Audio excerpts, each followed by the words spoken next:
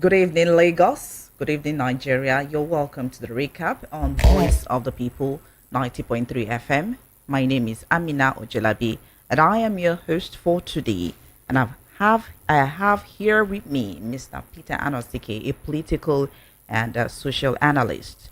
And here on the recap, we discuss some of the major issues that made headlines during the week. The recap is also a way of keeping you updated with the news. And don't forget to follow us on YouTube, and we are streaming live on YouTube at VOP 90.3 FM live. Mr. Anosike, welcome and good evening. Good evening, and thank you for having me. You're welcome. So let's go straight into the headlines that have trended during the week. Ohanaeze endorses Tinubu for 2027, calls for Nnamdi Kanu's release. Amaechi accused of plotting against Tinubu ahead of 2027.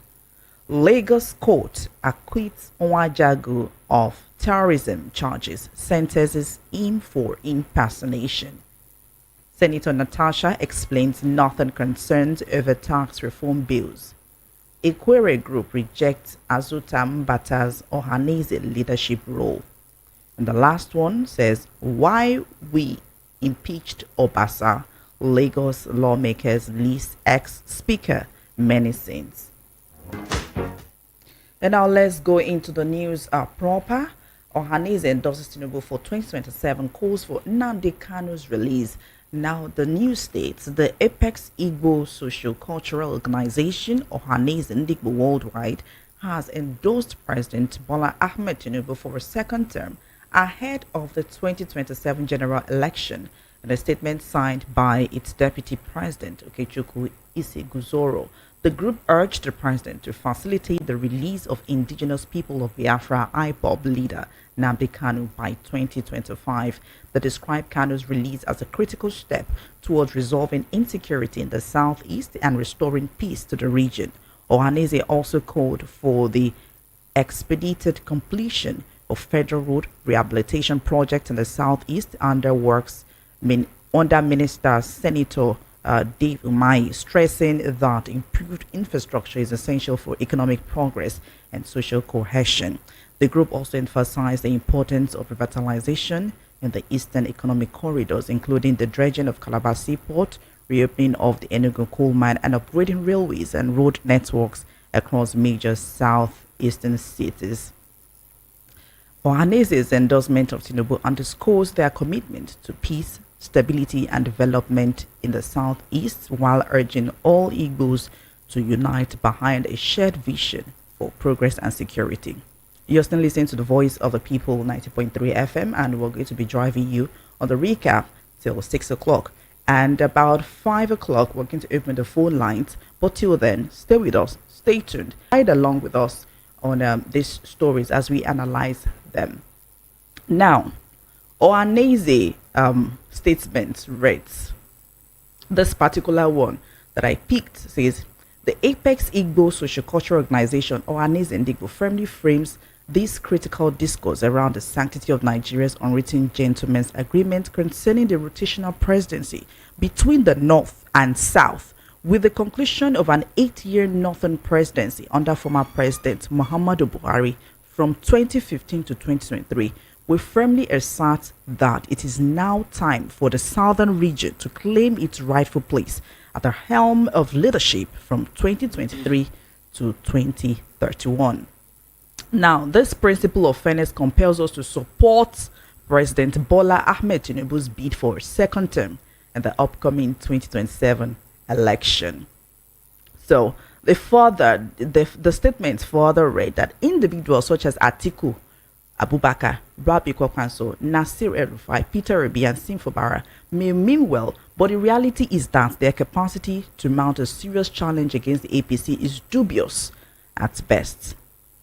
So I'll just go through. It says, our people still bear the scars of the ill-fated endorsement of Atiku Abubakar and Peter Obi in 2019, a move that has reverberated painfully through our communities and the fabric of our regional integrity. The question is, Mr. Nasiki, What do you think motivated Ohanaeze Ndigbo worldwide to endorse President Bola Ahmed Tinubu for a second term? Well, I want to start by saying that these are a group of con men. This is a group of con men duping people in the name of Ohanaeze.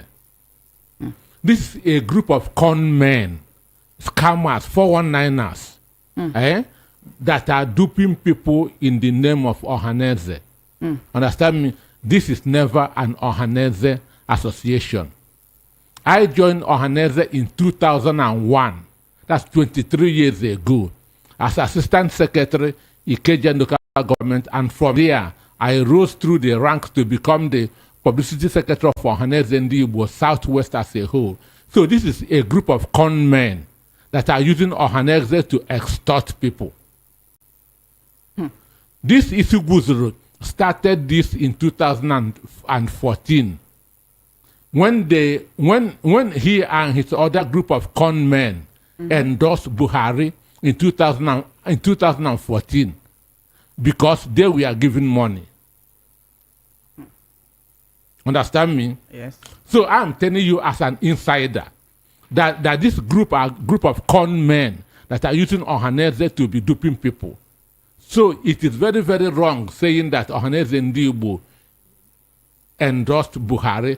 Ohanaeze Ndigbo, which is currently led by Senator Mbata, did not and has not endorsed Buhari, has not endorsed Tinubu.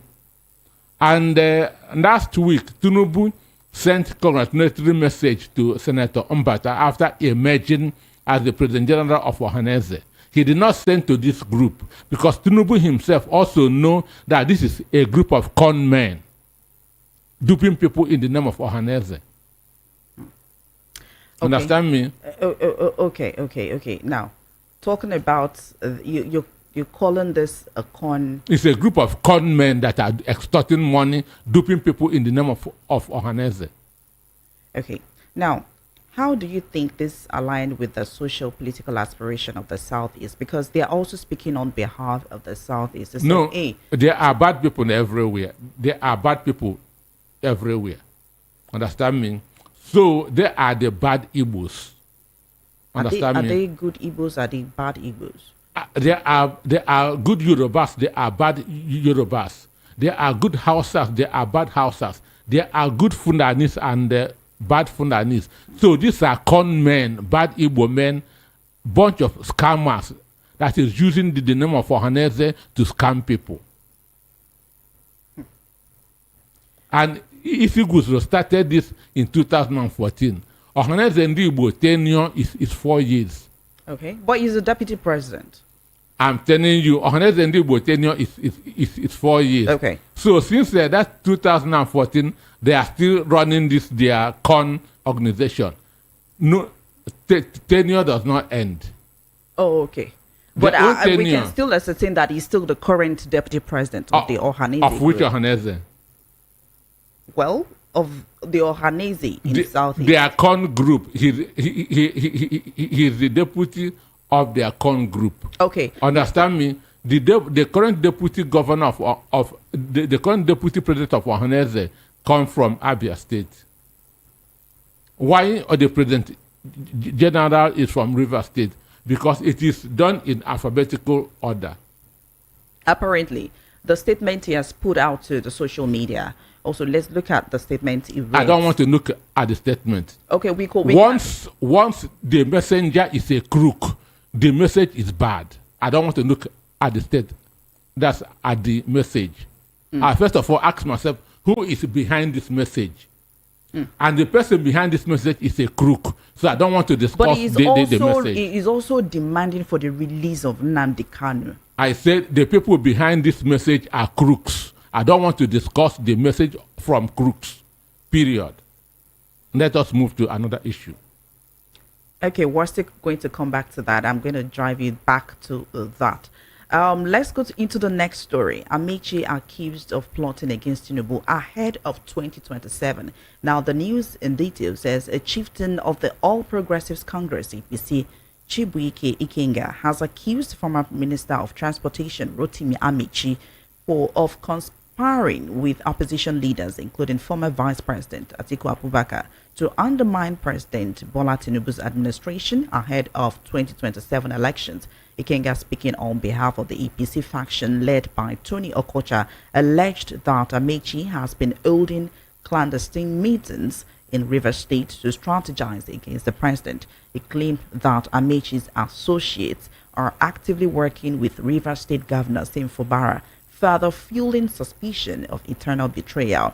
He also accused Emeka Mbeke, an ally of Amaechi, of supporting the effort to sow division within the party.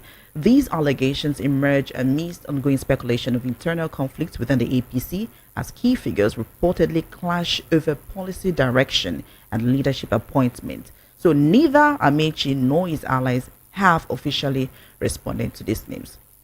Now I'm going to quote him where he says, he's a member, that Rotimi is a member and is working hand in glove with Atiku to unseat the president. We are Rivers people. We know all that is happening. We know ourselves. Rotimi, it comes to Rivers State, holds meeting at night. We get snippets of those meetings. Check all of his supporters. Those working with him are always with Simfubara. The chieftain further alleged that Amaechi is leveraging his political network within the APC and beyond to create discontent and possibly sow seeds of division within the ruling party. What do you have to say to that? Well, you said that the Amaechi team has not responded. Understand? Maybe. Now, what evidence do you think Ikenga and the APC faction led by Tony Okocha have to support the claims that Rotimi Amaechi is plotting against President Tinubu ahead of 2027 election? No, you shouldn't ask me that, because the statement did not emanate from me. What I'm saying is that you said that the Amaechi group has not responded. Understand? So what I have to say in that is, it is not every dog that barks that you stop and throw stone at.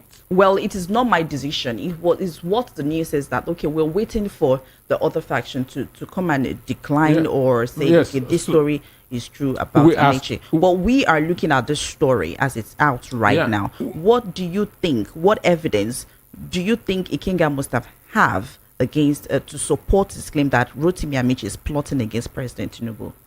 I mean, you and I are saying the same thing. The statement you said that the Amaechi group has not responded.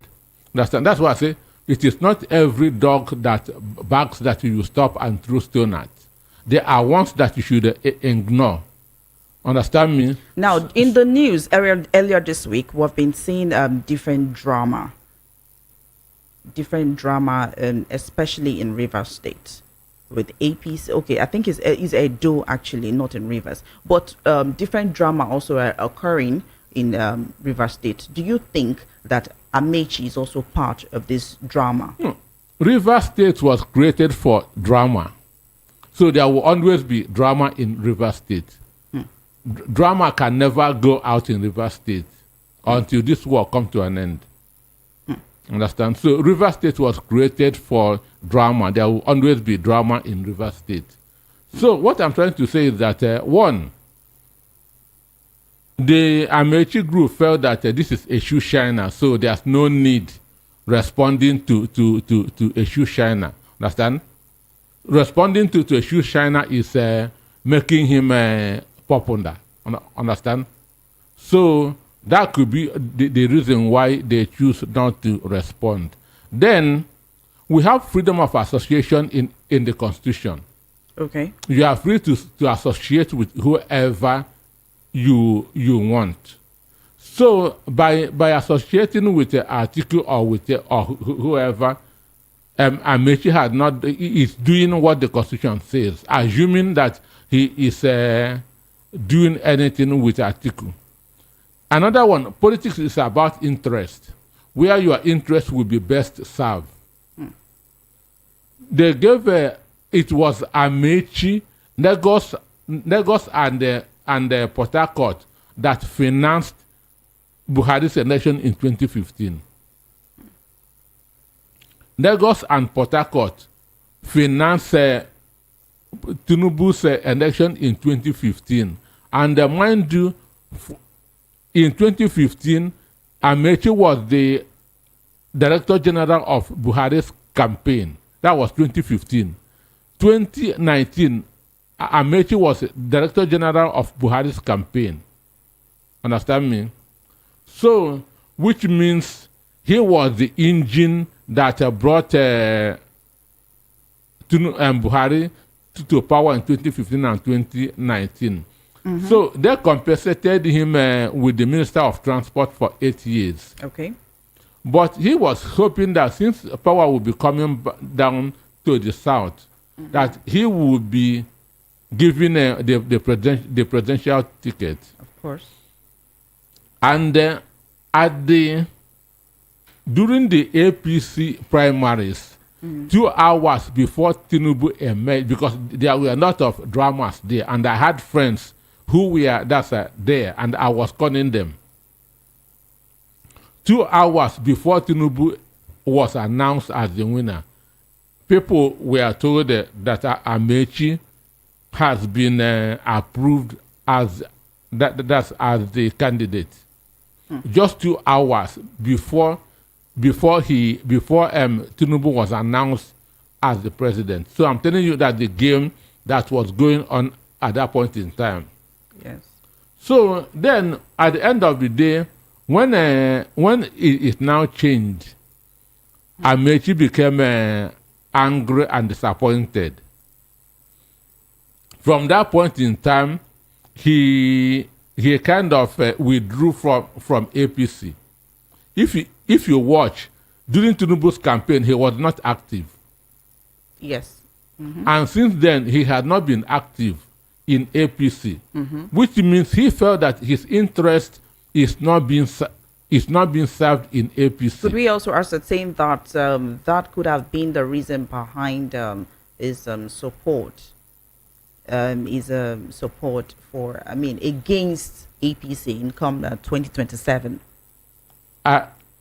There's no evidence now to show that he is against APC. But his attitudes that you have just outlined shows that he said he's not been active. It's been there.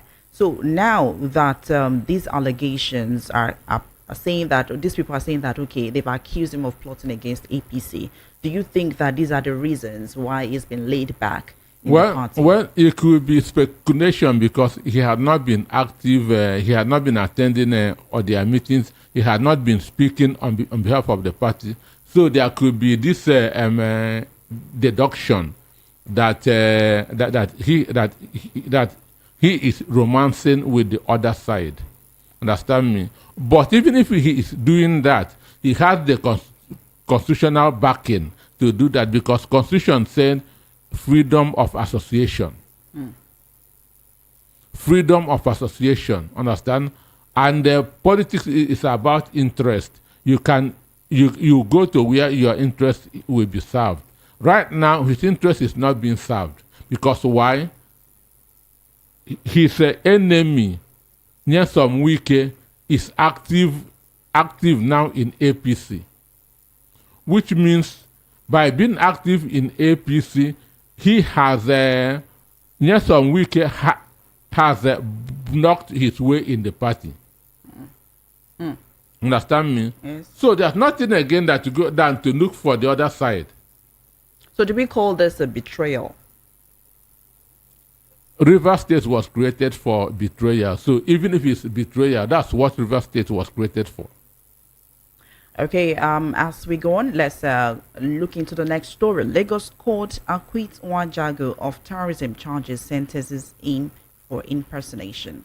Now, the news in details says the Lagos State High Court at Tafawa Balewa Square has acquitted Frederick Nwajagu, the Ohanaeze Ndigbo of Ajawu Estate, of terrorism-related charges, while sentencing him to 12 months imprisonment for impersonating a certified chief under Lagos State Oba and Chief's Law. Nwajagu, detained since April 5th, 2023, faced 9 charges, including attempting to commit acts of terrorism and financing a proscribed entity. The court, presided over by Justice Yetunde Adesoya, ruled that the prosecution failed to prove the terrorism allegations. However, the court found him guilty of parading himself as a chief without legal recognition in Lagos State. Nwajagu, accused of threatening to invite IPOB to protect Igbo communities in Lagos, was ordered to be released immediately.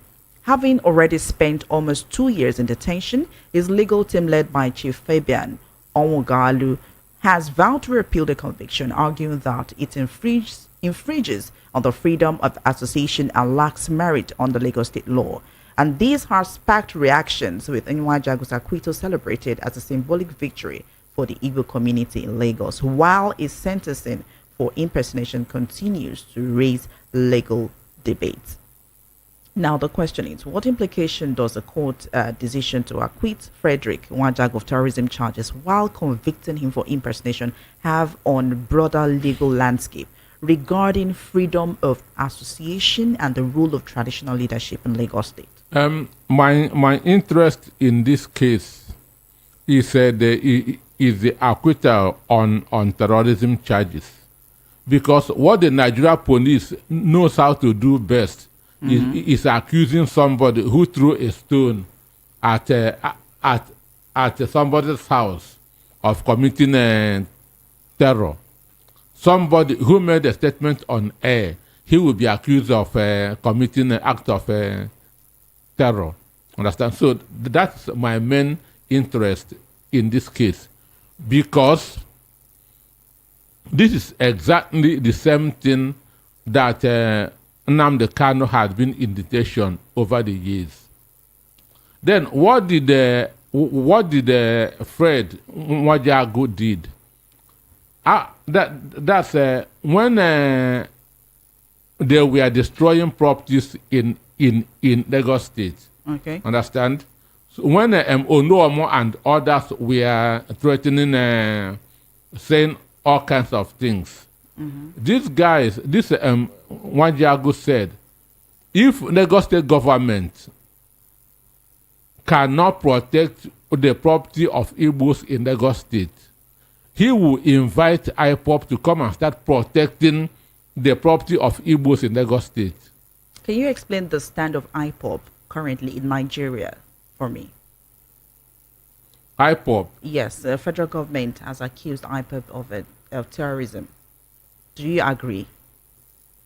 Buhari, out of hatred for the Igbos, told the Mandami to proscribe IPOB. Understand me? Okay. But this is the mind of the haters. But me, as I'm speaking here, IPOB is a non-violent organization. I am also aware that some criminal elements are hiding under IPOB to commit a lot of bad things. Okay. Understand me? Okay. I know that IPOB is a non-violent organization. That is why America, Britain, and the other civilized world refuse to proscribe IPOB. Because the things that constitute terror, IPOB was not doing any of that. That's why America said, no, we cannot prescribe IPOB. That's why Britain said, no, we cannot prescribe IPOB. Understand? IPOB is just a self-determination group. Okay.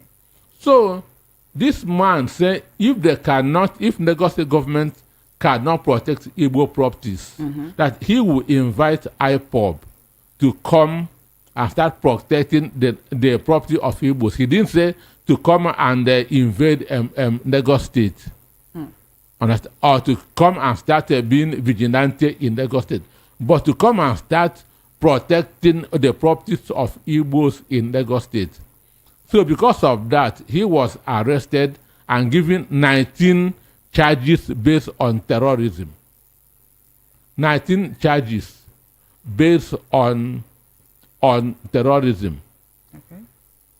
Then Nnamdi Kanu was saying that Nigeria is not working the way it should.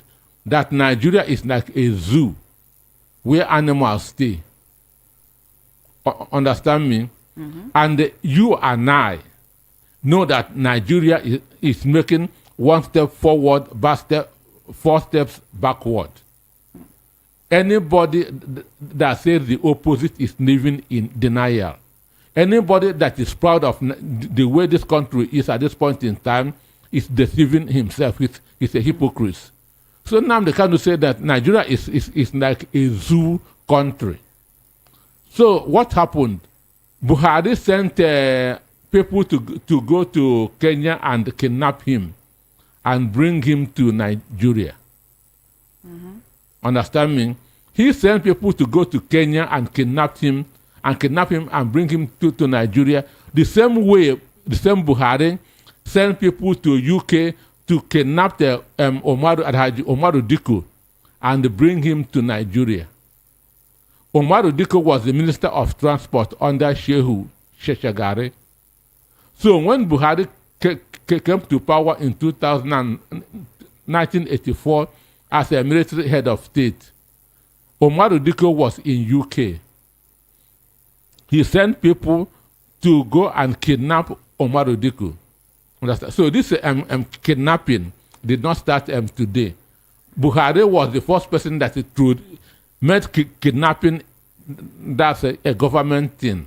So let's say that Nwajagu has been in incarceration for almost 2 years, and now he was ordered to be released, and acquitted because they cannot prove anything. Okay, there's no evidence of that. Sure. Now the court, however, convicted and sentenced him to 12-month imprisonment for the offense of parading himself as a certified chief in Lagos State, contrary to the Oba and Chiefs law of Lagos State. On that one, I'm against there can never be two kingdoms in one kingdom. Okay. Understand me? Okay. I'm telling you my mind. Okay. Some people may feel the opposite or may think the other way. Understand me? To me, it is wrong for somebody to come from Enugu, Anambra, and start answering a king in another man's. I'm against that. Understand me? I have seen SUVs written His Royal Highness, His Royal Majesty in other people's states. Personally, I'm against it. So how do you think this ruling impacts the relationship between Igbo community in Lagos State and the state authorities, particularly regarding the question of community protection and self-determination? No, one, Igbos are partners in progress with negotiations. Understand me? Igbos are partners in progress with negotiations. If you go, let me give you an instance. If you go to Okota area in the 90s, it was a no-go area. Okota in the 90s was a no-go area.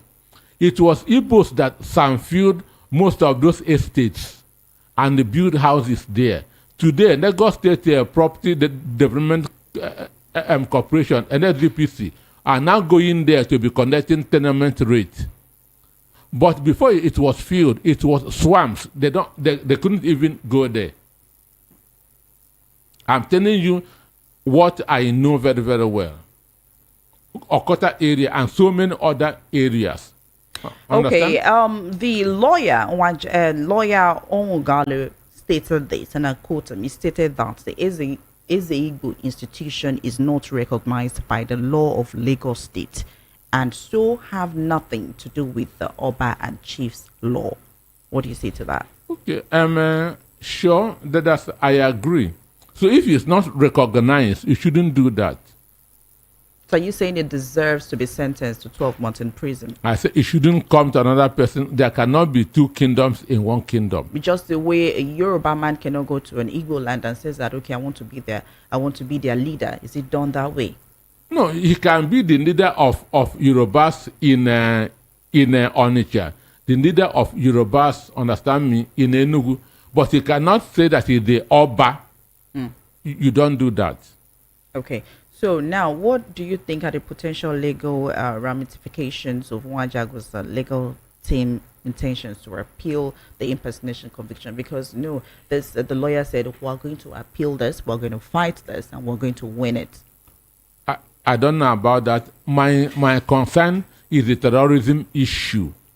and I'm relating it with that of Nnamdi Kanu, that since it is the same thing that holds Nnamdi Kanu now that held this Fred.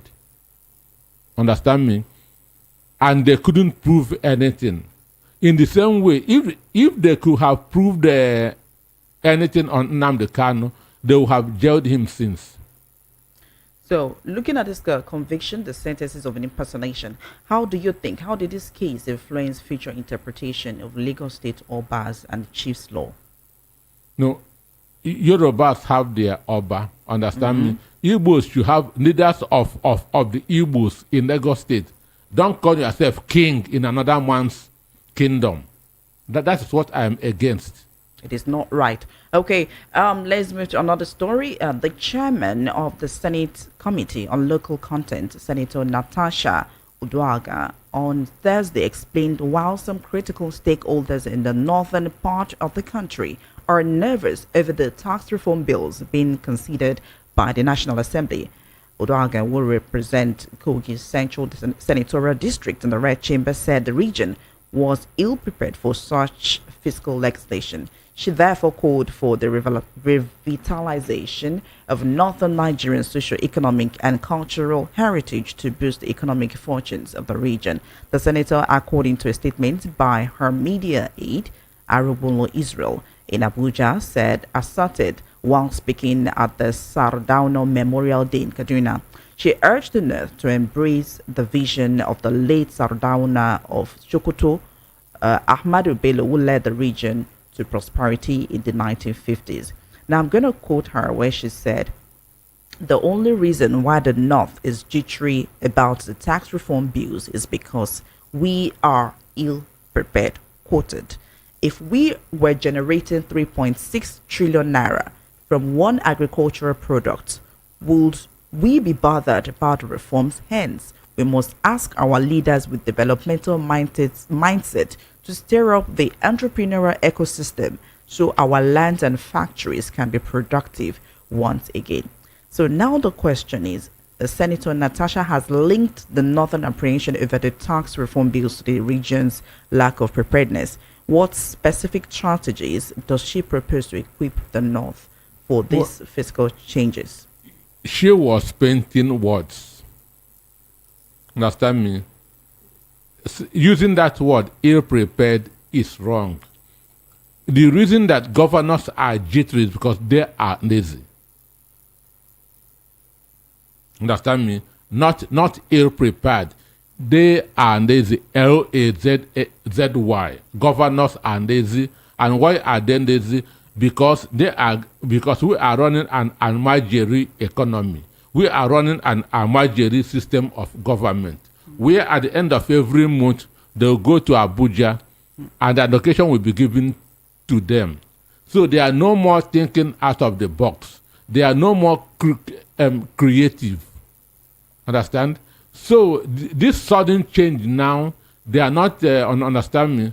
So they still want to be in their comfort zone. But this tax reform bill will take them out of their comfort zone. So that's why they are jittery. Understand me? That is why they are jittery.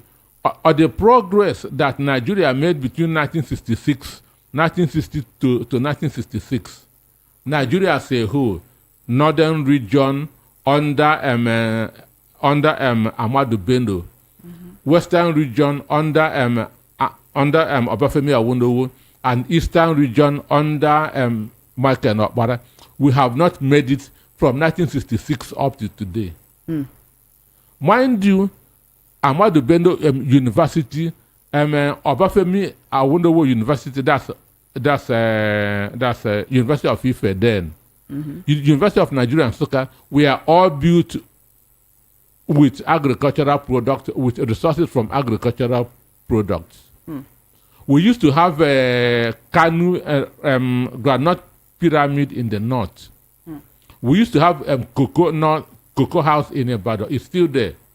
Cocoa house up to date remains the tallest building in Ibadan. It was palm oil revenue from palm oil that Nnamdi Azikiwe built University of Nigeria and Nsukka. So those lands are still there. Those agricultural products are still there. Why are they not making use of it? The reason they are getting allocation every month from the federal government. Because of that, they abandoned all other things. So the reason is that this tax reform bill is a kind of a rude shock to them. It has woken them up. They know that their resources are going to start coming down. Because before, it was a baboon, they walk, monkey, they chop. They chop. Understand me? But this time around, the baboon, where they walk, go they chop. Because before, derivation, that's where the resources is coming from, takes only 20%. Understand me? But in the new tax reform bill, derivation takes 60%. Understand me? So governor's allocation is going to come down. So that is why they are panicking. That's why they are jittery. So it is not that they are they are ill-prepared. Understand? The senator just doesn't want to offend some people, so that's why he just used that's a not too ugly words. Understand? Okay, so now let's do in a call for renewed focus on agriculture, industrial productivity from the northern governors and education. How can northern leaders and stakeholders integrate these areas with modern economic policies to promote a thriving entrepreneurial ecosystem and national prosperity in the north? Now, grammar in the speak. This cannot happen with insecurity in the north. I am the one asking you this grammar you just called. Okay. This grammar you labeled my grammar. Okay. I'm asking you that question. How can the northern leaders and stakeholders integrate areas with modern economic policies? Yep. I say it cannot happen with insecurity. Okay. The north is like Gaza as we speak. Understand me? Everybody is living with his heart in the mouth. Understand me? Nobody is safe. Understand? So it's just about not up to a week ago, we heard that 40 farmers were killed in Borno State. And when you hear such thing, would you want to go to the farm? No. So all those grammar of state of emergency on agriculture, state of emergency on food, that's audio talk. Understand me? If I should go to the farm, the governor should go with me without security. Thank you so much, Mr. Anosike. 42 minutes gone past the hour, 4 o'clock, and we're going to be here till 6 o'clock. I'm going to open the phone lines by 5 o'clock. And you can drop your comments on WhatsApp and call us on WhatsApp as well on 0817-175-6338 and call on 08036929933. I take that again. You can call on 0803-692-9933. I said I'm going to pick calls by 5 o'clock. I'll be opening the phone lines. Or you rather head over to our YouTube page and leave your comment. I'm going to be taking your comment. And keep listening to us. Please don't go out of our aligned stories. Thank you so much for listening. All right, let's go into the next story. Equery Group rejects Azuta Mbata Ohanaeze leadership role. Now, the news and details says the Ogbako Equery culture. Did I pronounce it well? Because I'm not Igbo. Mr. Anosike, did I pronounce it well? And those people are telling you that they are not Igbo. Okay, but okay, I'm good. Ogbako Equery Cultural Organization Worldwide has disowned Senator John Azuta Mbata for accepting the position of President General of Ohanaeze Ndigbo without consulting his kinsman community or the Akpara Kingdom. Did I get that right? In a statement issued signed by the President General God's Power Onwekwa in Port Harcourt on Friday, the group described its decision as a personal and sacrilegious act that does not represent the collective views of the Equery ethnic nationality. The group emphasized that while Azuta Mbata has a constitutional right to join any association, his action was taken without community consent and is not reflective of Equery values. The group further declared that Mbata will now be regarded as a stranger in Equery land, with all honors and titles previously bestowed upon him revoked. Now the question is, the Ogbako Equery Cultural Organization has expressed a strong disapproval of Senator John Mbata's acceptance of the Ohanaeze leadership role. How do they plan to address the implications of his decision, especially with regard to the unity of the Equery community? Well, for me, it could be that when this thing has been built in Equery, understand me? So everybody is now drinking a week's 40 years wine there, understand? Because that word, Ogbako Equery, is an Igbo word meaning gathering of Equery people. Ogbako Equery, oh, okay. That's the meaning, okay. And that's Ogbako Equery is an Igbo word. Okay. Meaning a gathering of Equery people. Okay. And people who have Ogbako, Equery, is now saying that they are not Igbos. That's crazy. Understand me? That is crazy. Understand me? It's just like in Yoruba, somebody. Okay, probably those that there's some people that are Ijebus, just like breaking news. That's Omonduabi. Oh, Omoluabi, yes. Omonduabi now saying that we are not Yorubas. Oh no.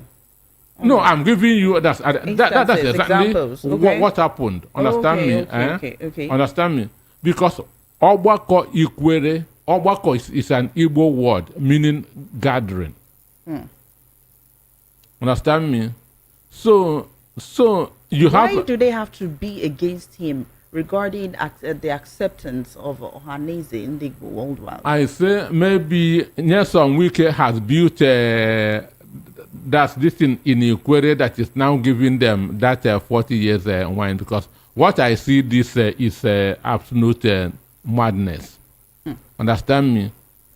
But that to start with, it's only a few countries in Europe that has more than 10 million people as citizens. In Europe, it is only some countries in Europe have just maybe 5 million citizens, 6 million citizens, understand? 30 million and so on and so forth. But Igbo people have 40 million people. Understand me? So we are even more than a country. Understand? So the truth is, Igbos are not begging for membership. We are not begging for people. We have enough. Do you understand me? Okay. We are not begging people to become Igbos. That's the truth.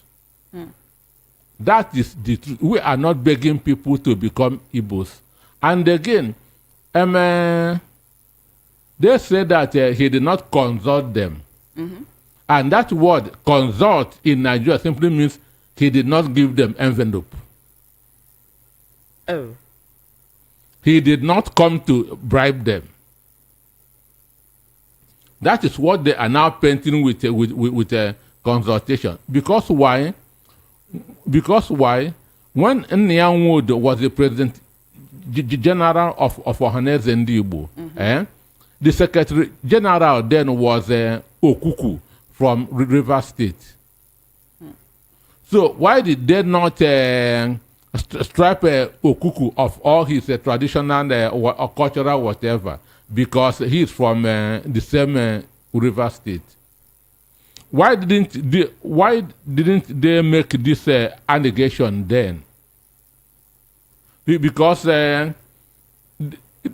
secretary in any administration is the engine room. Understand me? So, about seven years ago, somebody from Rivers State is the Secretary General of Ohanaeze Ndigbo worldwide. Why didn't they come out to denounce him that why should he accept being Secretary General? So this thing simply means the missing point here is that Senator John Mbata did not go and share money. Understand?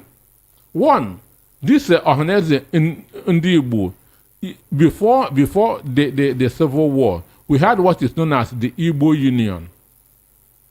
Okay. So it was the Ohanaeze that took over from the Igbo Union. And before, we were operating on that five southeastern states. We were just operating on that 5 southeastern states. Before people from Rivers and the Delta begin to send petitions that Igbo should not abandon them. Okay. That Igbo should not abandon them. That Igbo should include them. That they want to be members of Ohanaeze. But why aren't we seeing that happening till date? I'm giving you that insider's information because, as I told you, I joined Ohanaeze in 2001. Okay. And grew from the ranks. That's 23 years ago. Okay. So we were operating on that 5 southeast states. Understand me? Okay. It was people it was the Igbos in the Ohanaeze. So we didn't go out begging, come and join. We didn't go begging, come and join. Because if you begin that to talk, the state has done that has done all the worst to the southeasterners is River State. The state that has done the worst to the Igbos is River State. At the end of the war, it was only in River State that they declared the abandoned property. Only in River State that they declared the abandoned property. Understand me? Igbos that lived in other parts of the country, both in the north and in the southwest, at the end of the war, they still go back to their houses. Understand? But in 1970, Major David Mark, who is now Senator David Mark, he was a major at that time. He supervised the sending of Igbo properties in River State. That is this current Senator David Mark now. At the end of 1970, he was a major in the army. He supervised the handover of Igbo properties to the river people. Understand? And that's how they started their madness of changing Umuokoro to Rumuokoro. Understand? Umu-Igbo to Rumi-Igbo. That's criminals. Understand me? In order to take these Igbo properties. Understand me? From Umuokoro to Rumuokoro. From Umu-Igbo to Rumi-Igbo. Just to change the name so that other property will now become their own.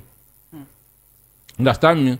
And mind you, in 1979, when Zeke ran for election, presidential election, River State voted for Shehu Shagari. They left Zeke and voted for Shehu Shagari. That was when Melford Okino became the governor of River State. Understand me? Yeah. That 1979, Delta, which was the then in Bendel State, voted for Awolowo. Understand me? The left Zeke voted for Awolowo. Understand me? But when they begin to write petitions that they should be included, Igbo say, okay, we are brothers, come and join Ohanaeze. Understand? So it's not that we are begging for people. We are not. So if Mbata, that's Ohanaeze Ndigbo President General, is done on alphabetical order. Okay. Understand me? So after Rivers now will be Abia State. So if Mbata cannot take the heat, let him resign. Let Abia State take over. We are not begging for people. So how do you think this dispute impacts the relationship between Ohanaeze and other ethnic groups within the Igbo community, especially the backdrop of the leadership tensions forth and back? There's no leadership tension. I know that these are people who felt that their palm were not greased. Understand me? These are people who felt that in politics, that's what is called consult widely. Understand me? And when they say that somebody should consult widely, simply means that the money should reach every person. So this is a group of people that just felt that Mbata did not consult widely. Thank you so much for that. You're still listening to the recap on Voice of the People 90.3 FM, and we are discussing some of the issues that made headlines during the week. And we're taking the last story that says Lagos Assembly impeaches Speaker Mudashiru Obasa over alleged misconduct. The Lagos State House of Assembly has impeached Speaker Mudashiru Obasa, ending his 10-year reign as a speaker, citing allegations of gross misconduct, perpetual lateness to sections, high-handedness, and incitement among members. The decision was reached through a unanimous voice vote by 32 lawmakers on Monday, marking the end of Obasa's decade-long tenure. Mojisola Miranda, the former deputy speaker representing Apapa 1, has been elected as the first female speaker in the Assembly's history. Subsequently, Miranda emerged as the new Speaker of the Lagos State House of Assembly, while Fatai Mojid emerged as the Deputy Speaker of the Assembly. Alongside Obasa's removal, the lawmakers also suspended Clerk Olaleko Onofeko, appointing Abubakar Otun as acting clerk. Security forces, including the Rapid Response Squad and Lagos Task Office, were deployed to secure the Assembly premises, preventing an attempted invasion by miscreants reportedly loyal to Obasa. Now, several arrests were made and charms were recovered from the scene. Lawmakers speaking through Abiodun Tobo of Equery constituency stated that the impeachment was necessary to safeguard the Assembly's integrity and set a new direction. Okay, now I'm going to list a few, according to them, few of Obasa's sins, which is that says, in line with provision of section 92 subsection 2 of the 1999 constitution of the Constitution of the Federal Republic of Nigeria, accused Obasa of gross misconduct and poor leadership, which included perpetual lateness to legislative sections and meetings, high-handedness and lack of regard of members. Please, let's take note of lack of regard of members, gross abuse of office and privileges, intimidation and oppression of members by inciting them against one another, amongst others. He mentioned that Obasa also practices an authoritarian and undemocratic leadership style in discharging his duties. Do you think this was enough to impeach Obasa as the Speaker of the House? When I heard this news, what came to my mind was what is written in Exodus 14:14. Exodus 14:14 just said, "Be still, for I will fight for you." Understand me? That is what Exodus 14:14 said. And who does it apply to? Be still. I said what came to my mind was Exodus 14:14. Where God said, "Be still, I will fight for you." Okay. Can you remember what Obasa said in 2023 when the Lagos State House of Assembly was being convened? Google it, and you will see it. He said enough of Igbos in Lagos State. Understand me? That they are going to make laws that will favor the indigenes, and that they are going to reverse everything reversible. I'm quoting Obasa. He said this when the House was being convened in 2023. Enough of Igbos in Lagos State. They are going to make laws that will favor only the indigenes. Understand? And that they are going to reverse everything reversible. Google it that you will now say. People are coming to say different allegations, different stories against his impeachment. Aside from that, there is also a financial crime, which says financial misconduct of I think 90 billion naira, and also there is also a news pointing to the fact that he acknowledged that he wants to run for the office of the Lagos State Governor. Okay. And all these are put together in conclusion that these are the reasons why he was impeached. So what I'm trying to say is this: when human beings are struggling, breaking their heads, God is not involved in that struggle. Understand me? When God is involved, there's no struggle. Everything goes smoothly.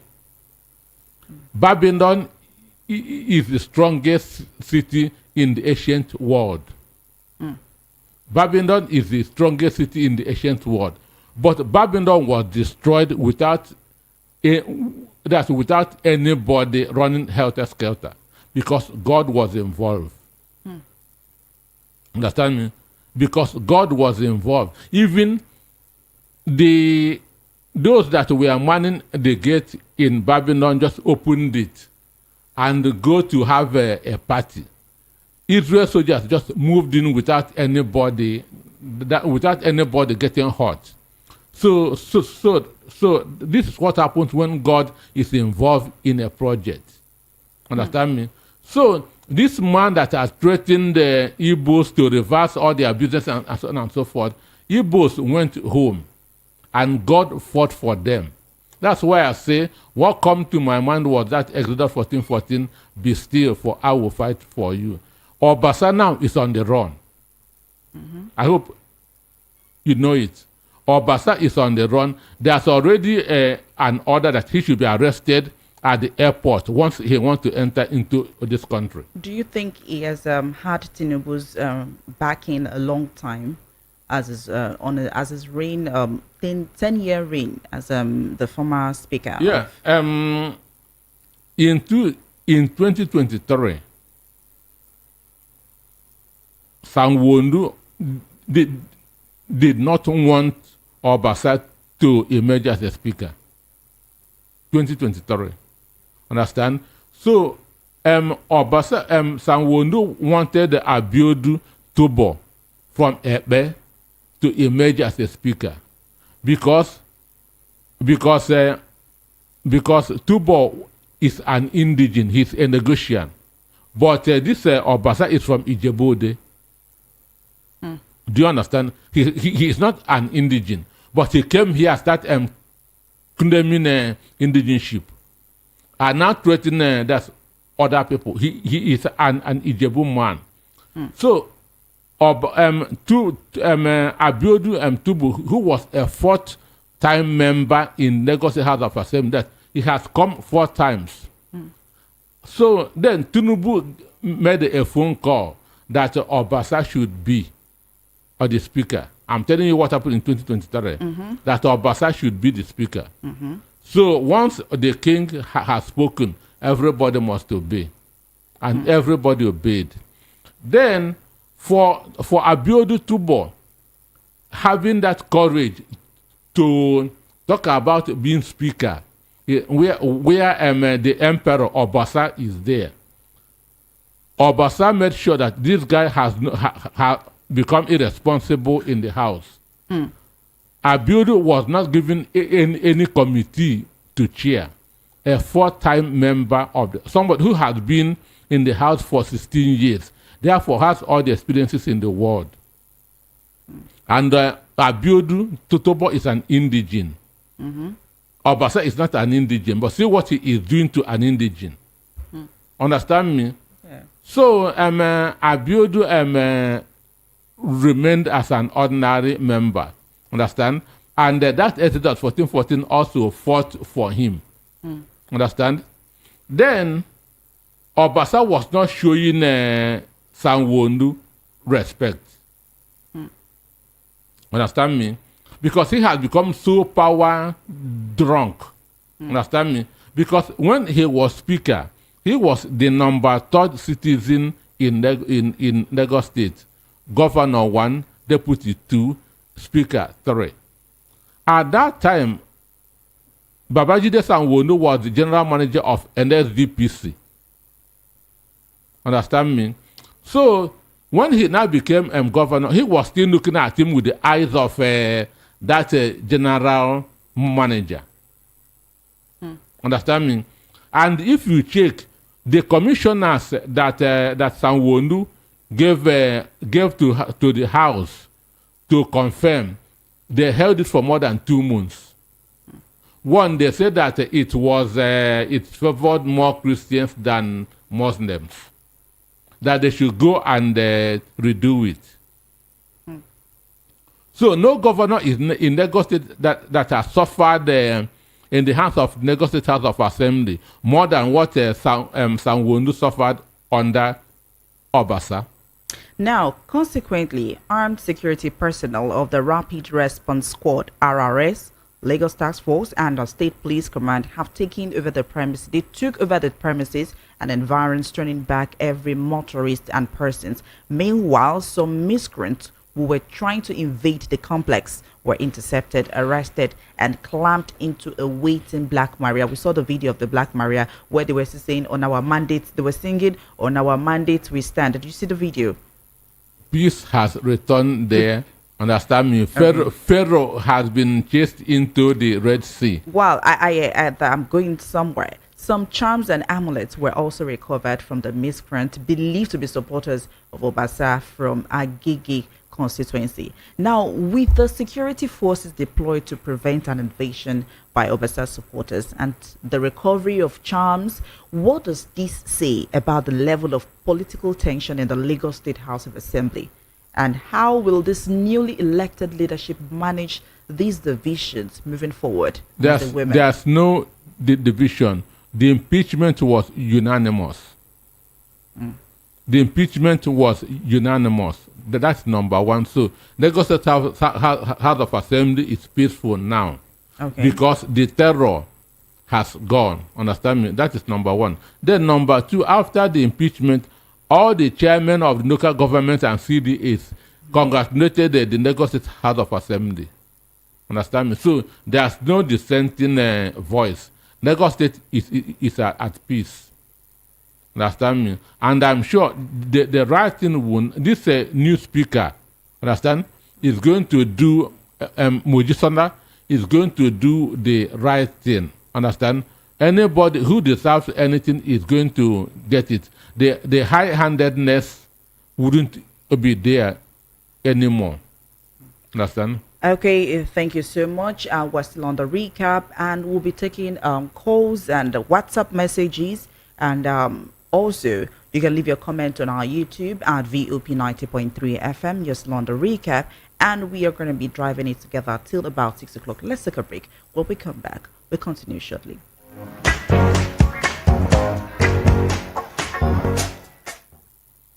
You're welcome back, and this is still the recap on 90.3 FM, and we'll be taking your calls shortly. But before we start that, let's take a look at the headlines once again.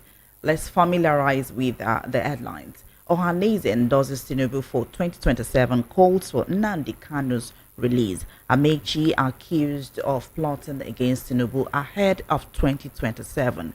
Lagos court acquits Nwajagu of terrorism charges, sentences him for impersonation. We also said Senator Natasha explains northern concerns over tax reform bills. And of course, Equery Group rejects Azuta Mbata Ohanaeze leadership role. We also said we also discussed why Obasa, the Lagos lawmakers, list ex-speakers menacing, why he was impeached. All right, I'm going to be taking some of your charts. I'm seeing some of your messages on WhatsApp. And the first one says, "Good evening, Amina. Azuta Mbata is not the first and only Equery person that have been elected into Ohanaeze. In 2002, Chief Francis Ella, National Vice President. In 2006, Chief Emma." So what are you driving at? Okay, I'm just going to go as Okuku was elected as Secretary General, Chief Igbo. Okay. That's a long list. What is the question? What is your point exactly? No, I understand where he is going, and I also said the same thing. When all these people were being elected, why wasn't there this rejection? Why wasn't there this rejection? When Okuku became the Secretary General for Ohanaeze worldwide, why didn't these Equery people come out and say no, we disown this person? Why now? Why now? That was from Charles from Festa. Thank you, Charles, for listening. Good evening, my sis. My name is Kunle Major from Festac Town. And please kindly help me ask Mr. Peter Anosike if the new Ohanaeze Ndigbo is a former senator. Sure he is. Okay, greetings to you, Chioma. Chioma is not here right now, but I'm sure she's listening. You send your regards to Chioma. I am Amina, and this is Mr. Peter Anosike here. The Eze Ndigbo in Ajao didn't commit any crime. Is not Oba, is only king of Igbo people, just like a leader, because in every association or organization, there is one who is their leader. Equery people are Igbos. Which names do they answer? Let them stop deceiving themselves. I concur with Mr. Peter Anosike. We Igbos are not begging them. In fact, go on, use them against Igbos during Nigeria Biafra war. They committed genocide against Igbos. Let them release Nnamdi Kanu. Prince Ayotek from Arena Market. Okay, let's check the next one. Good evening, my sister and the guest. Every people has a right to have a leader as a rallying point. Is a Igbo. It's for Igbos in Lagos and not for all in Lagos. Equery actually is not a distinct Nigerian language. It's a dialect of a language. The ploy to balkanize a people some Nigerians see as strong. The reason why Umokoro changed to Rumokoro, etc. Why are three known Equery men contesting the position of the ethnic group they don't belong to? Are you aware of that? That's Okosisi. Oh my goodness, I don't know if I pronounced that well, but from Surulere. Good day to you, presenter, Mr. Peter Anosike. I love the way Mr. Anosike is detailing his analysis of a truth. Igbos are not seeking or begging anybody to join her group. The history shows that Igbos are very accommodative, ready to move with whoever is willing to go with her. OC from Ajao Estate. Good evening, VOP. Ms. Atuoko from Buckner. Mr. Anosike, I'm proud of you. God will continue to keep you well done. Amen to that. Good evening, presenter. Good evening, Mr. Peter Anosike. Thank you immensely for your insightful analysis. Sincerely, Wike gave those few Equery old men that is 40-year wine, which made them deny their root. They will beg Senator John Azuka later, who is President General of Ohanaeze Ndigbo now, Victor of Frederick Nwajagu terrorism charge in Lagos State means that IPOB is not a terrorist group. Ndigbo must push for referendum if federal government of Nigeria refuses to integrate Eastern region. Free Mazi Kanu now, Churchill from Surulere. Okay, what do they mean by impersonation? Did the man say he's the Oba of Lagos? If he's interviewed, I'm sure he dismissed the basis allegations against him. We have seen Seriki Fulani in Southwest, who has arrested them for impersonation. True, that's a very long one. Okay, if going by the war of Igbos left their properties in PH and the non-Igbo indigenous of River States changed the names to keep the properties of the Igbos. So where did the Igbos called Equery, who are rejecting being Igbos, coming from? Okay, we have a WhatsApp call. Let's take this WhatsApp call.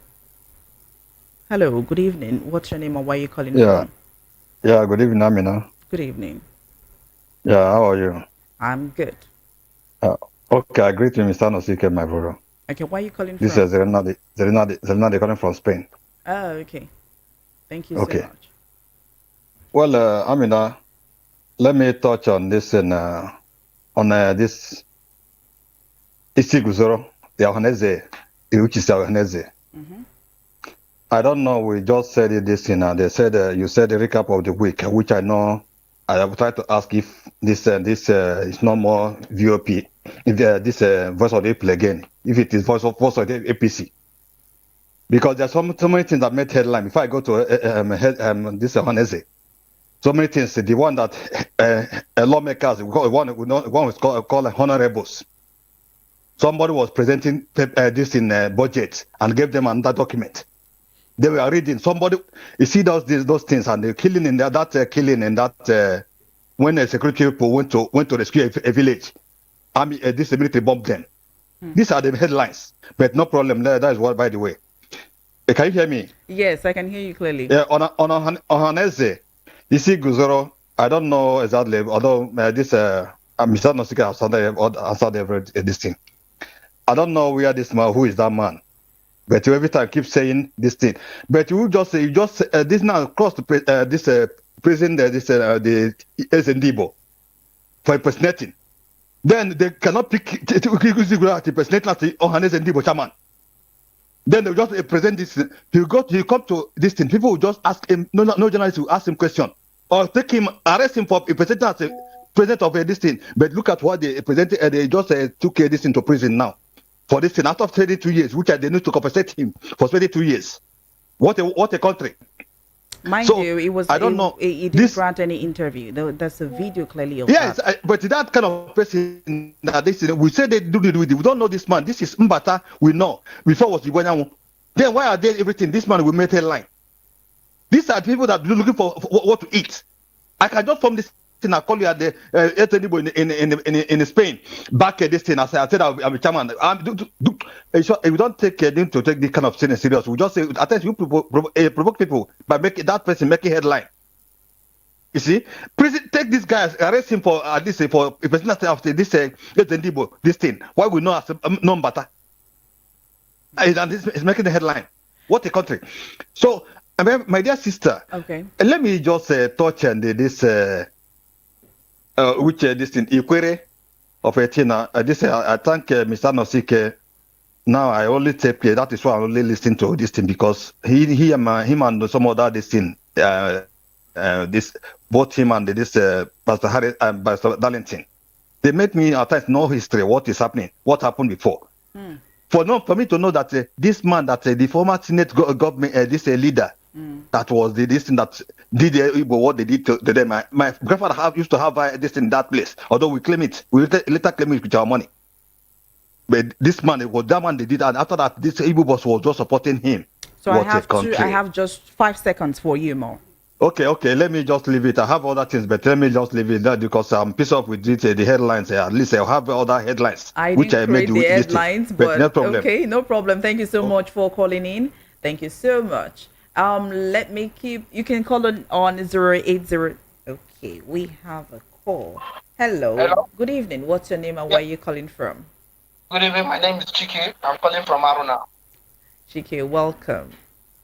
Yeah, I want to talk about the Equeries. You see, people can say whatever they like about it. And I want to correct your guest. He doesn't know the history of Equery. Equery has made it clear to Nigeria that they are ethnic groups like other ethnic groups. But yet, the Igbo will keep on dragging the Equery. They are names, they are this, they are that.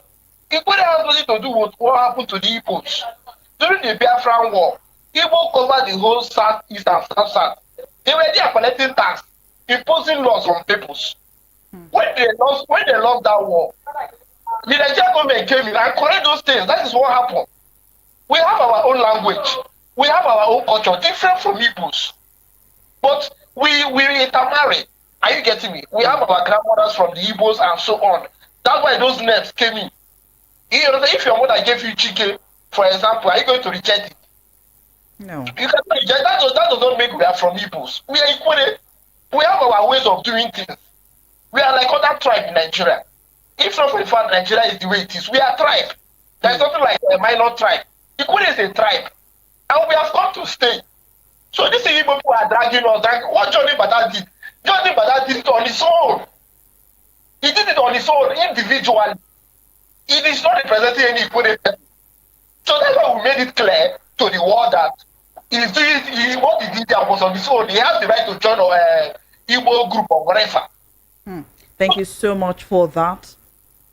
Okay. Well, I want to react to that. He said that Igbos are dragging them.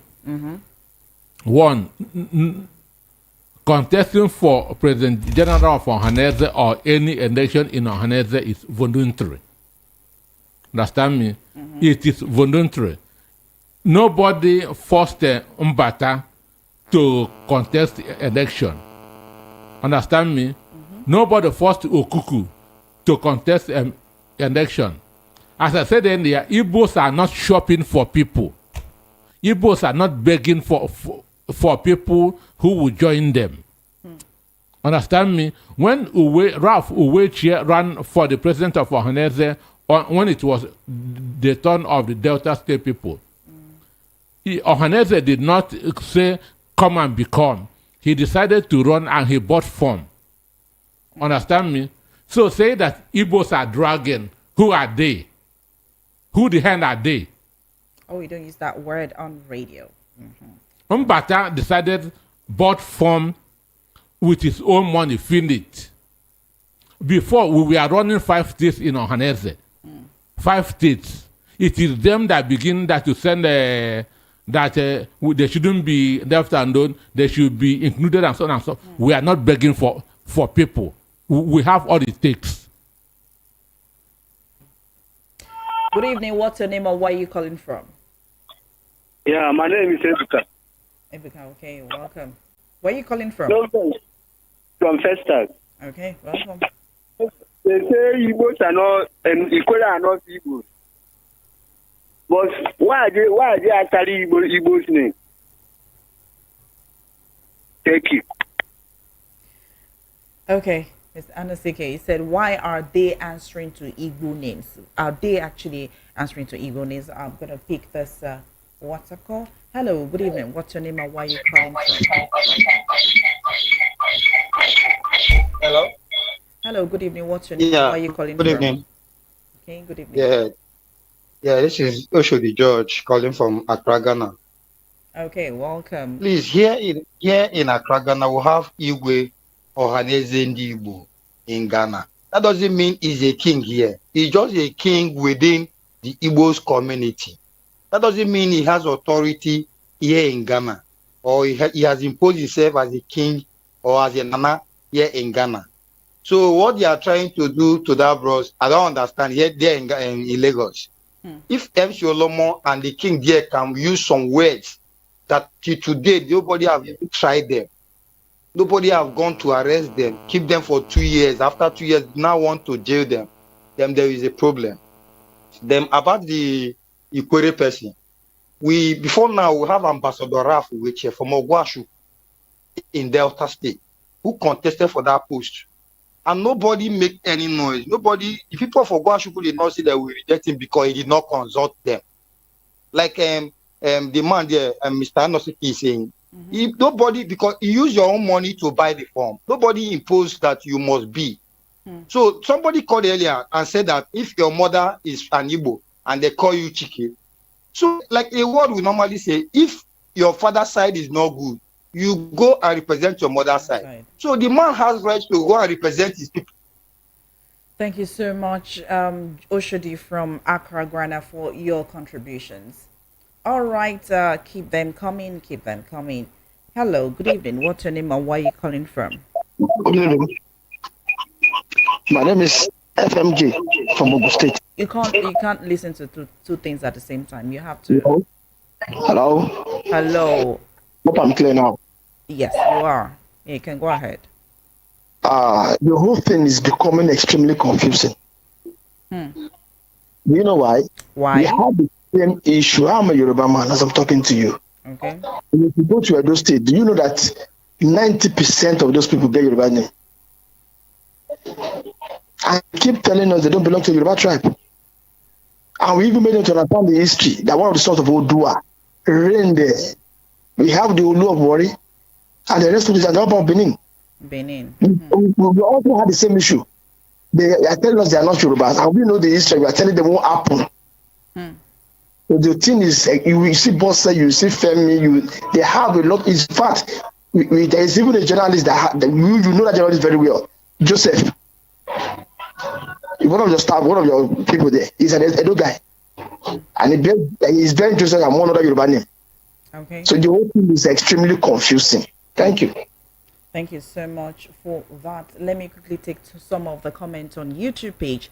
Like I said, head over to our YouTube and drop your comments. I'm going to be taking a few of them at VOP 90.3 FM live. Now, this one says, Ola Adewale says, but who will want to stay in a contraption where residents are gully hated based on tribal and religious beliefs? And this is the treatment one receives from the rulership. Abi?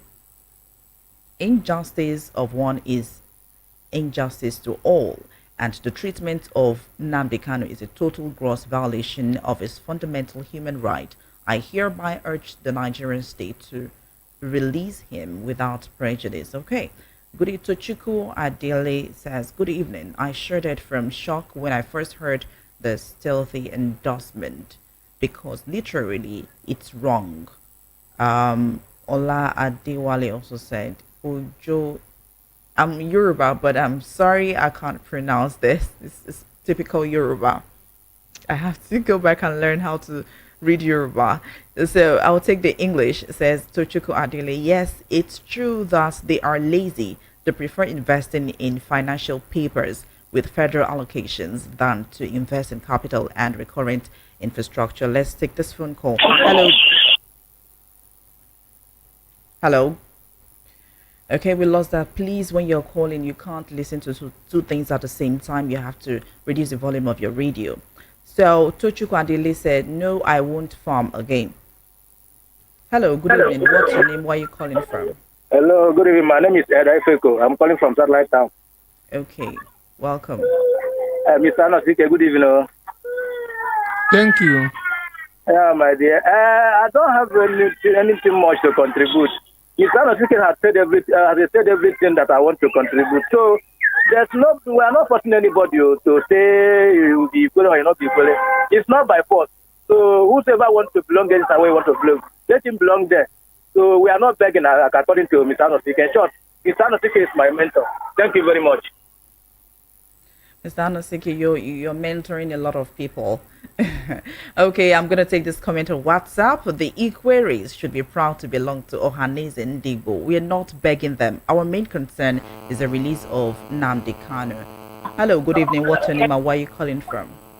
Okay, good evening. My name is Frederick Nwajagu. I'm calling from Ushi. Okay. Well, yeah, please, I want to speak about this Equery people.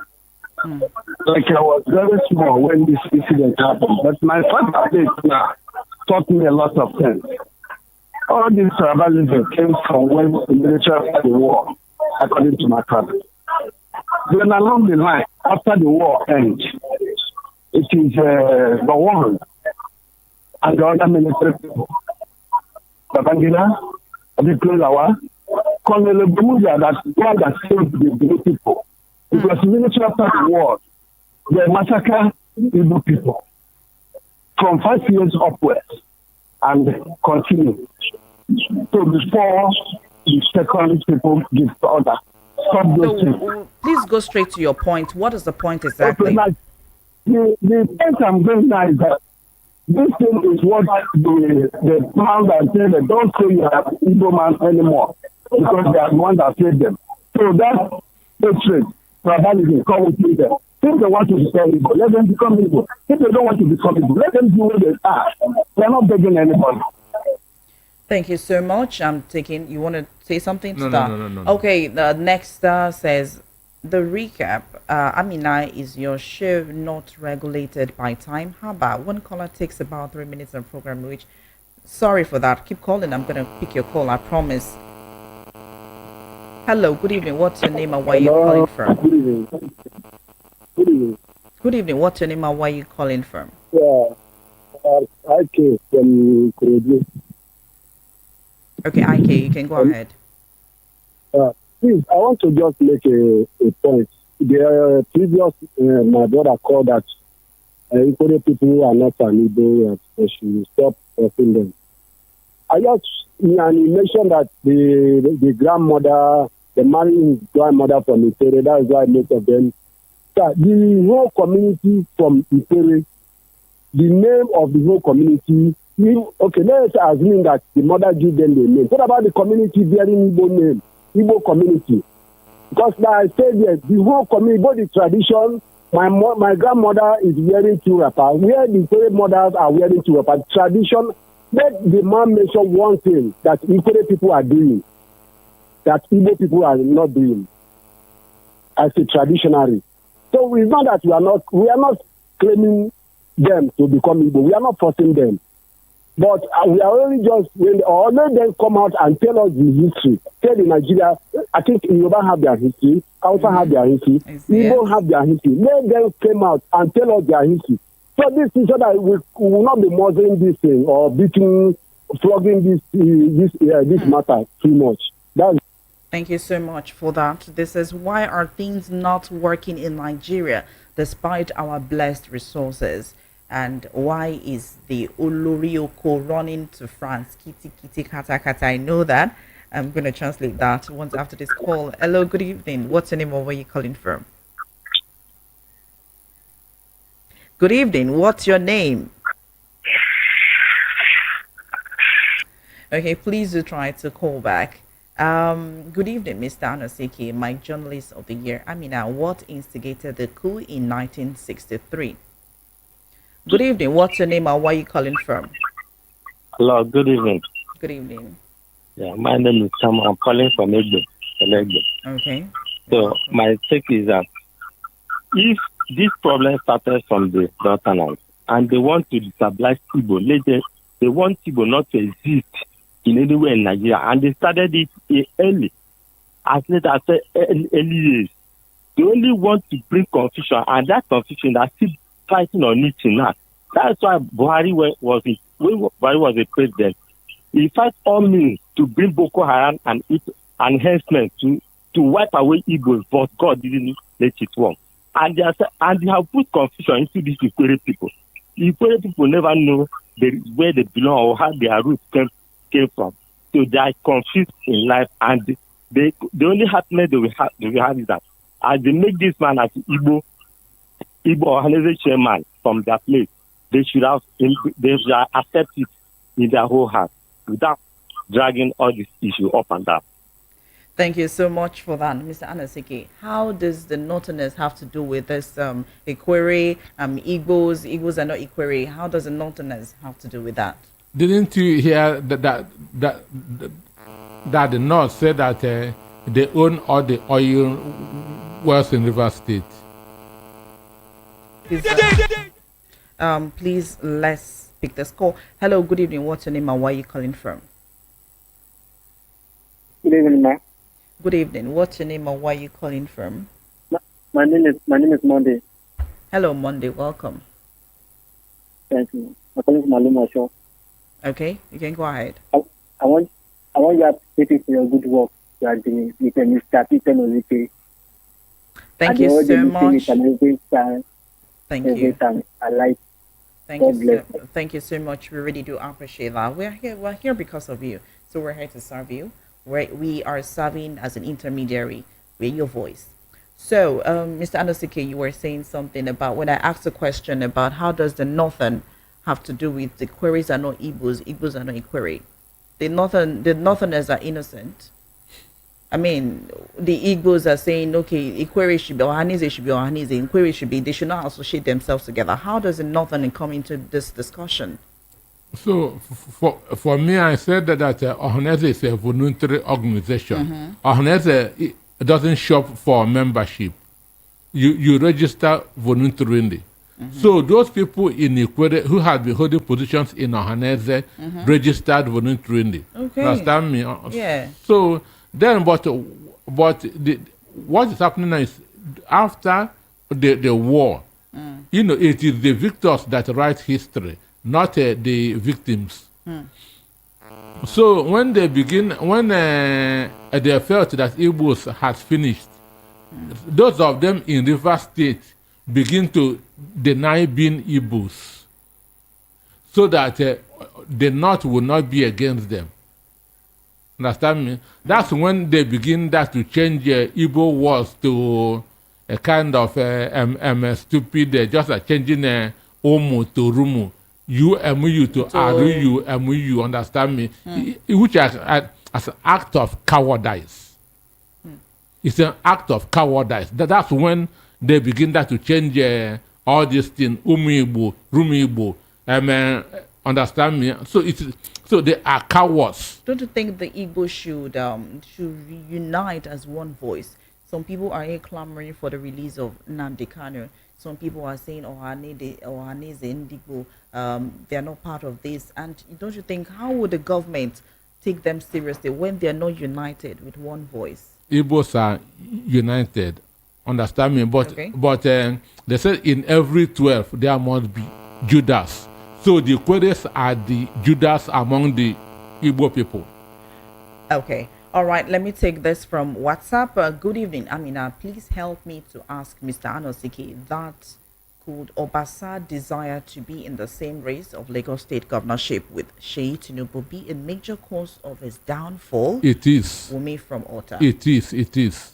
So it is politically motivated. It is, because those things that they were charging him did not just emanate overnight, but they have been covering it until he now wants to become a god unto himself. Good evening, VOP Chika from Mushi.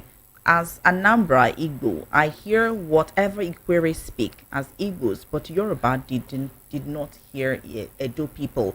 Good evening, VOP Paul from Mushi. Equeries are afraid because they kill many of their brothers Igbos during Biafra War. How true is that? Okay, good evening, VOP and the Regent in the studio, Mr. Anosiki. The Equeries are Igbos by deduction.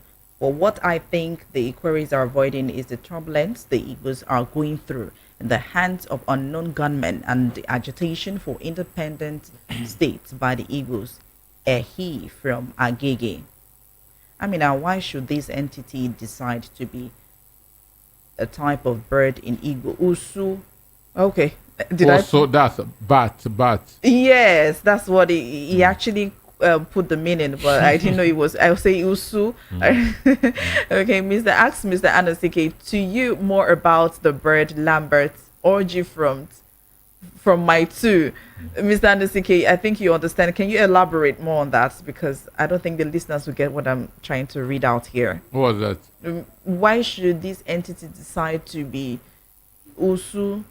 That's Usu. That's bad. Simply mean an outcast. Okay. That's good. Good evening, Mr. Anosike and the lady in the studio. Equery people thought that they did Igbo's bad thing by joining the rest of Nigeria to fight the Igbos during the Civil War, but the reverse is the case. Their oil is being taken from their land to develop north, and the rest, while they perish in poverty, they are not better than the Igbos in any ramification. We don't need them. I'm Charles Valentine from Ifako Jayi. Hello, good evening. What's your name and where are you calling from?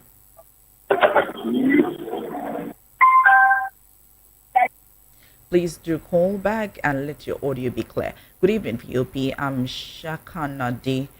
I hate history because it keep reminding me of who killed my father. Oh, so sorry about that. But history is why we are here today. Okay. Good evening, Mr. Anosike, my journalist of the year. This person, I'm sorry, I'm trying to. It's so long, and you're taking a lot of our time. That should be Dio. Yes, Dio. Oh my goodness, Dio, you're confusing me here. Okay, I'm going to take your message. Good evening. What's your name and where are you calling from? My name is Ajeti. I'm calling from Ago. Okay. Please, good evening, Mr. Peter Anosike. Thank you so much. Yeah, my name is Ajeti. I'm calling from Ago. Please, I want to make a comment of hatred in this country, mostly Yoruba part of Nigeria. The way they are, I want to make comment about the Igbo, the way the Yoruba people marching Igbo in Lagos, particular. What the outside people, the way they are doing things, nobody is questioning them, nobody is harassing them. If you guys remember, outside people have killed a lot of police and caused a lot of havoc in Lagos. They have not handled them the way they are handling Igbo people, because Igbo people are so quiet. So because we are calling ourselves a Christian, we behave as a Christian. That is why they are pointing hand over. Look at Obasa telling Igbo people that they will put them inside Kanu if they do inside Lagoon, if they didn't vote for APC. Look at Oyomo complaining about Igbo. Say if the Igbo didn't vote for APC, they will do this, they will do that. What I want to say is that the way they are marketing Igbo, when they will bring the hunger of Igbo, they cannot stand. Even though Hausa, Yoruba, Igbo people, we are going to overcome them. We are just taking things easier. It doesn't mean that we are a fool. Thank you so much. I'm going to be taking some of the comment on YouTube. Seraphic says, Equery doing everything to deny their identity. Igbo, meanwhile, every other part of the country regards them as Igbos. Make that their oil finish or become obsolete first. Their eyes go clear. Okay, I mean, at this your voice is making me to fall in love with. Hope you're single. I'm not single. I'm so sorry. Chiku Boykem, God is my strength. All the leaders and politicians and Ohanaeze, we are dying more than fowls in the hand of politicians and the evil terrorists in uniform. Oh, yeah, God help us. Anyway, the Equery guy that spoke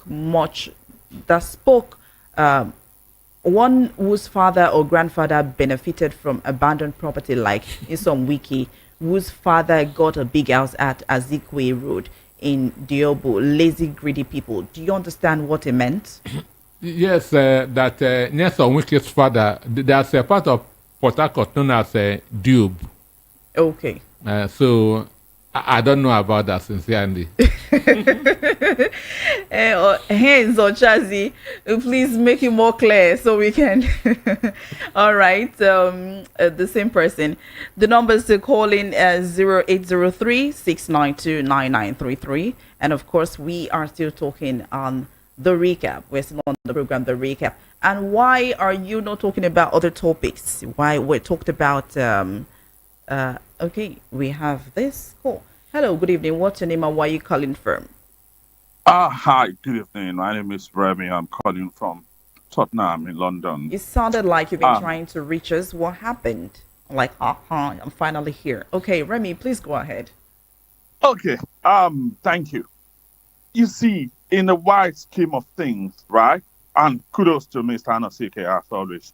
In the wide scheme of things, why is the conversation about who comes from where? We are not Igbo.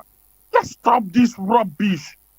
This country is facing too much, so much that who you are, where you come from, is needless. It does not make sense. Look at insecurity. Look at instability of different types.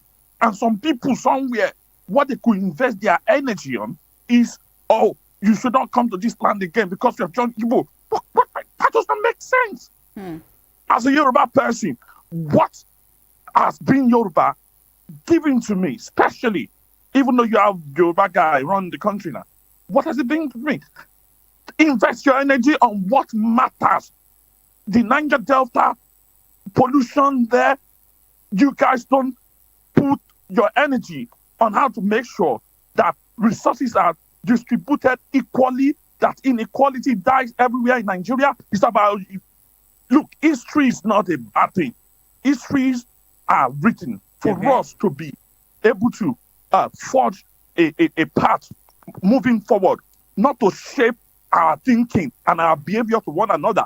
So if these guys don't understand, let them just stop this nonsense because it does not help us at all as a people. Thank you. Thank you so much, Remy. That's quite informative, and I love that analysis from you. Thank you. Hello, good evening. What's your name and where are you calling from? Yeah, good evening. My name is Cordelia. Cordelia, where are you calling from? I'm calling from Mangoro. Okay, please. Behind the chickens, yeah. Oh, please go ahead. I want to chip in. When we talk about, I am from Equery. Okay. I'm from Equery originally. This is supposed to be precise. That is the capital of Equery local government. That's where I come. Okay. Now we are talking about Igbos and the Equery. They are not Igbo. This reminds me of the Civil War where I lost my father. My father fought for Biafra. So we can count in my family how many people lost their lives for the Biafran War. When you talk about Equery originated from, according to the history, we originated from, is it Wagi, the hunter, which traveled, being a warrior, he traveled from Edo, according to the history. So, Isopo means the fourth son of Wagi. Please, we don't have much time. Please, can you just go into the question? So, those who are saying that the Equery are not the Igbo, that they are not trying to get members to be an Igbo. Yes. I believe the Equeries, they are the Igbo. They are part of the Igbos. When you look at yes, they are part of Igbo. Look at Equery, Eche, Emohua, down to Port Harcourt. I have 5 more seconds for you. Yeah. So when you count all these places, even our cultures and all the things we do, even our languages, you find it that they are similar to Igbos. You cannot compare Equery with a Calabari person. We don't understand ourselves in language, but we understand Igbo. Thank you so much for that inside explanation on the history of Equery people. You said Equery, you're a member of Ohanaeze Ndigbo, and you said, I just want to pick this call. Hello, good evening. What's your name and where are you calling from? Good evening. My name is Abraham. I'm calling from Cement.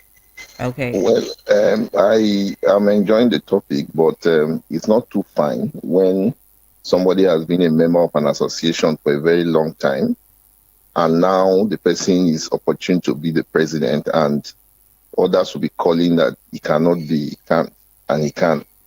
He's already a member, and the Equeries, from what I know, their practices are just the same with the Igbo, and he was allowed to be the member, and so fine, he should be allowed to be the president, and let us not be talking about all this. This is not what the nation needs. The nation is suffering from insecurity and many other things. This guy may be better off than the previous Ohanaeze leaders, so they should allow him to serve and give him cooperation, all the necessary cooperation. Thank you.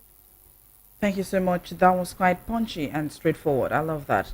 Good evening, Mr. Anosiki Dayo. Please make it short and simple. Okay, so it is the government and power in Abuja and Lagos that is creating these ethnic and religious tensions, all because of election gains. Nigerians have lived cohesively until now. It's a shame the worst of us is really the best of us. Hello, good evening. What's your name and where are you calling from? Dyer, that was from Dyer, Lagos. So we've been talking about quite a number of topics. Yeah. We talked about Ohanaeze endorses, which Ohanaeze endorses Tinubu for 2027 calls for Nnamdi Kanu release. How come nobody has mentioned that? You're just focused on Equery people. Amaechi accused of plotting against Tinubu ahead of 2027. Lagos court acquits Nwajagu of terrorism. Senator Natasha explains nothing concerns over tax reform bills. Equery groups reject John Ohanaeze leadership role. Hello, good evening. What's your name and where are you calling from? Hello. Hello, good evening. Hello, good evening. Yeah. I'm speaking from Starlight Town. Okay. Welcome. Okay, I want to comment on the Equery matter. Are you hearing me? Yes, I'm with you. We are with you. Okay, let me tell you. The Equeries are Igbos. They are Igbos. All the names that they are in are Igbos. Amaechi means who knows tomorrow in Igbo language. I'm from Anambra State. They are Igbos. They are just denying that they're not Igbos because of what they did to us during the Biafran War. But they know that Igbos are forgetting all about that. Instead of us to move forward, they try to distance themselves from us. They are our brothers. We have the same culture, the same thing, the same language. What they call cop is what we call cop. Whatever they call it is what they call it. Their language is like Imo language. So I don't know the reason why some people should be saying they are not another tribe. They are Igbos. That's the truth. That's nothing but the truth. Yes, sir. I live in Prague, Umukurishi, during the Biafran War. The first place that my parents took me to when during the Biafran War was Umukurishi. Not Rumu, Umukurishi, Umumasi. All the people are Igbo language. LLM1, they say, anyway, we used to go to market that place during the Biafran War. They call it LLM1. They are Igbos. Thank you very much. Okay, thank you so much for contributing to that. Mr. Anosike, what do you have to say to that? Well, I keep on saying we are not begging for people. Constitution says freedom of association. Somebody in Karabari can say that he is from Cameroon, understand, or from Chad. That is his decision. We are not begging for membership. Okay. Good evening. What's your name and where are you calling from? Good evening. I'm from Peter. Good evening. Now we're done. Okay, thank you. What I want to say is this Equery and this. I remember 2007. Yorubas, they go receive their brothers in Sierra Leone, Togo. They go receive them. As they go visit them, they go welcome them from Sierra Leone to Togo to Lagos State here. They say they are their brothers. They speak the same language. They do the same thing. This is another country. But now, Igbo and the Equery is Igbo name. All the villages in the river Equery is Igbo name. Their father, Igbo name. Their mother, Igbo name. Their language, Igbo. Then they say you are not Igbo because they know what they did. But that's not the business. This man, according to Peter, he said him himself is a member of Ohanaeze Ndigbo, and somebody has served there as a secretary, and now I have served there. And because he can't be in association, on the association for years. And if you look well, when you go to River State, that Equery, there is the group there too, called Ohanaeze Ndigbo and Equery. That is because he reached for Ohanaeze General. He said you are not Igbo. Okay, who are you? Are you a Fulani or Awasa? Are you Adamu or Kule? There is answer one. Because even if they know the Ohanaeze Ndigbo, if they, I say all of them, let me tell you, all of them, Benue, Igbo, Edo, and the rivers, anything when people do something here and Lagos, is Igbo man. Thank you so much. Good evening. What's your name and where are you calling from? Good evening. Good evening. How you doing? I'm good. What's your name and where are you calling from, please? Oh, very well. My name is Ola Adewale, and I'm calling from Atlanta, Georgia. I just wrote you you read some of my comments, basically. Okay. Let me say this to all Nigerians. And I'm going to basically say this in Yoruba. And I interpret it. I wrote that right in your chapter. You're trying to read it. And that is, ọjọ́ tí ọmọ Nàìjíríà bá gbọ́n, that day is where freedom comes in. Because we just let loose. I mean, Nigerians are smart people. And they created these monsters, and monsters are now taking over. Hopefully one night we will know religion, tribe. I mean, I can understand. I mean, people are saying I'm from this tribe. I mean, religion or wherever you come from should not be the concept to make Nigeria move forward. We need to move forward from this nonsense. See, most of these people are up there. They just laughing at Nigerians. Say, yeah, these are and Mumu never do. Okay, please, one last word from you, because I'm about to round up the program. Yes, like I just said, we need to wake up. Okay, and that's my bottom line. We need to wake up. Thank you so much, Mr. Ola Adewale, for contributing to the program. You're watching the Voice of the People. You're listening to Voice of the People Radio 90.3 FM. Okay, why is that happening? Because I'm also Voice of the People TV. So that's why that thing really, it comes like once in a while like that. Thank you so much, Mr. Peter Andosike. And it was very informative and well detailed. Thank you for having me. All right, this is where we draw the curtain for today. Until next week, same time, the recap and business roundtable on Saturday. 2 major programs you don't want to miss from 11 o'clock to 12 o'clock West African time. And from recap is also from 4 to 6 West African time. You don't miss that on Saturday. A very interesting, of course, package next week. Thank you so much for staying tuned. DJ Jasco Lee!